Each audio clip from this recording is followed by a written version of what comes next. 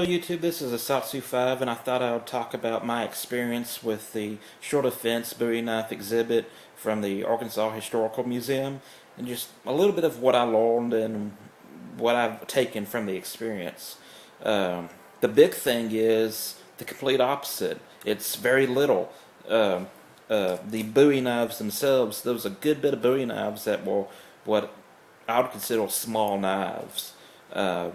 Like my 5.5 inch Espada would dwarf some of these knives, and some of them were 6.5, 7 inches long in blade length. Some of them were, I would say, sub 4 inches. But these knives were tiny compared to what you would think a Bowie knife should be, and a lot of them I wouldn't really consider to be a fighting Bowie, in the way that I think of what a fighting Bowie should be. Bill Bagwell wrote that New Orleans at the time was a very distinctly European city because way before New York City, the Spanish been populating it, living around there, then the French, and is a major port. So a lot of what you would call it, a lot of different people are flooding in and out of the city, pirates, people from other countries. It was a almost like a different country compared to the rest of the United States. Had its own food, its own culture. Almost his own language, but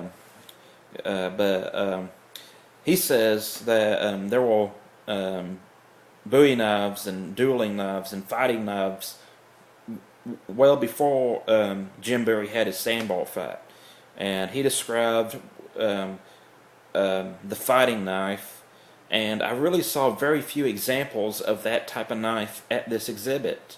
Which was very shocking to me, because when you think of a Bowie knife, there's two applications you think. You think of a large survival knife and a fighting knife. And I saw very few of both of those. I've seen some knives that would probably make good fighters, and they did have some dedicated fighting knives. But a lot of them look more like a hunting or EDC type of knife. Like I said, there were some knives with the blade length that long. And they had some folding Bowie knives that were, in their nature have to be pretty small. But I was talking about fixed blades. They had some small fixed blades, and it was just eye-opening. There were several knives in there that I wouldn't classify as a dedicated fighting knife, but a lot of these knives are what I would call concealable knives. And I guess it makes sense, if you're going to live in a part of the country where there's a lot of dueling and stuff like that, and you might have to fight on it at any given time, you might want a large fighting Bowie. But if you're on a riverboat or you're in the other part of the country, you might want to conceal that Bowie knife. So you might want a smaller Bowie knife so you can conceal it, carry it in all kinds of weather conditions, and so on and so forth. But yeah, very few examples of what I would call fighting Bowie knives, like how Bill Bagwell describes them. Speaking of which, I'm having a pretty cool knife, a Bowie on the way. I'm really excited about getting it, but that's for later.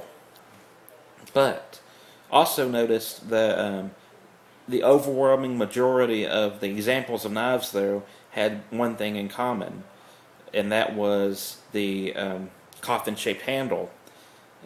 Is that significant? No. I like the coffin-shaped handle, but I didn't realize it was as popular back then as it really was. And so that was cool. What else? But yeah, most of these knives are what I would call hunting or EDC type knives. Something that you'll use to cut your food up with. That's basically it. They had the Bowie #1, they had the Meso Bowie, they had the what you call it, the Moral Bowie, they had the Confederate Bowies. I would call those fighting buoys.